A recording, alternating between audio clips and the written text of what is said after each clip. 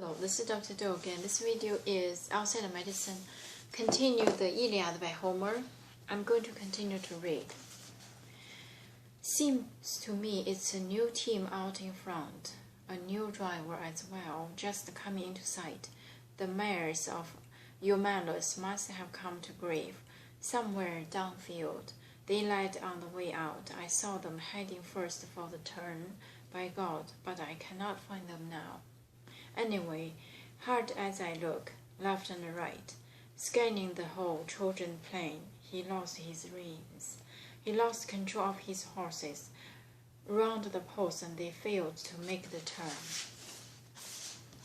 That's where he got thrown, I'd say. His chariots smashed, and his horses went berserk and bolted off.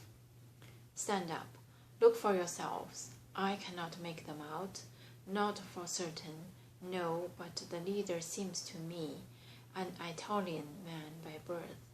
He is king of Argives, horse-breaking tidiest son, rugged Diomedes. But quick little Ajax rounded on him roughly. Loose talk. Idomeneus, why are you always sounding off? They still have a way to go out there. Whose racing teams? You too, you are a far cry from the youngest Argive here.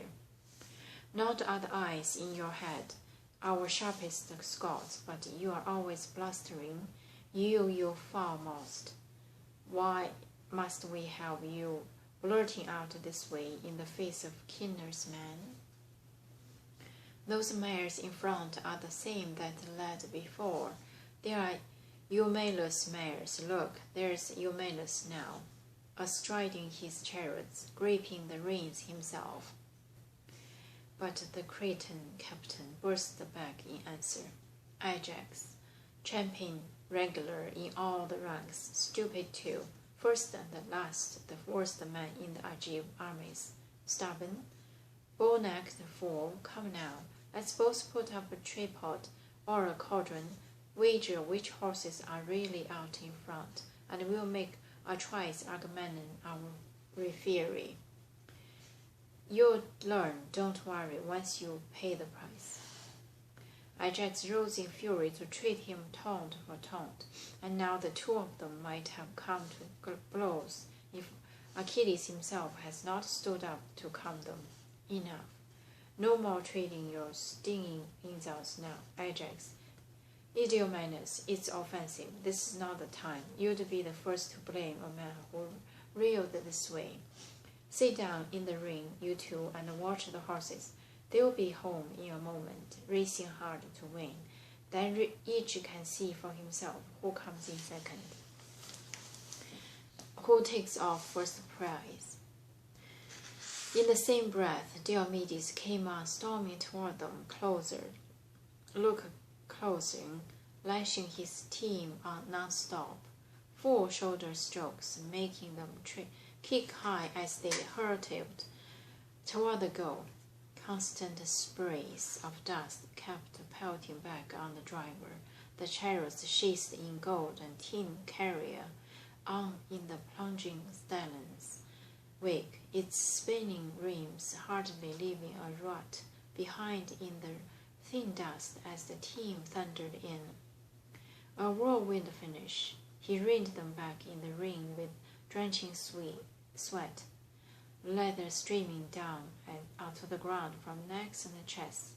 Their master leapt down from the bright burnished car, propped his whip on the yoke. His aide lost no time. The hardy Stansenless rushed to collect the prizes. Gave their proud troops the woman to lead the way, and they carried off the handsome two-eared tripod as he was loosing the horses from the harness.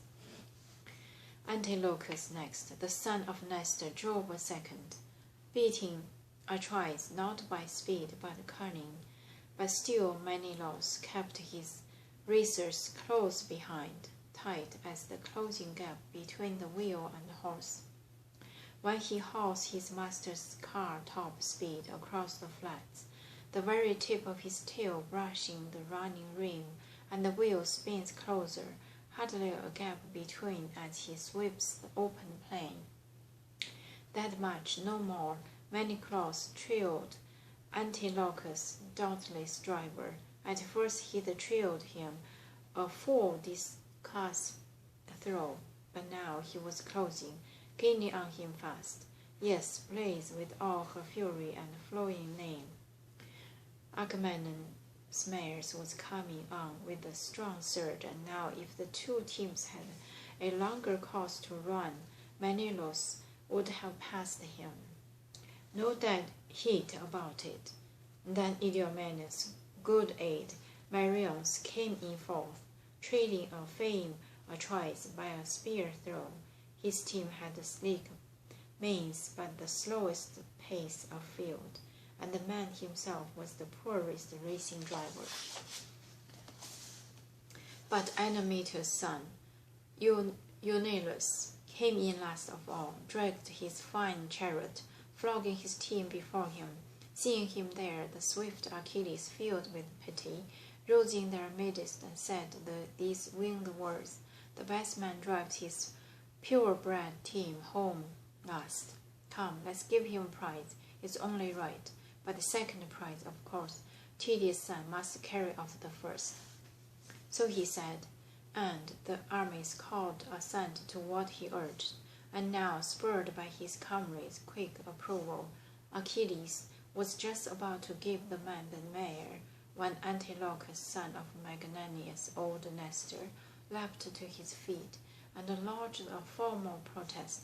Achilles, I will be furious if you carry out that plan.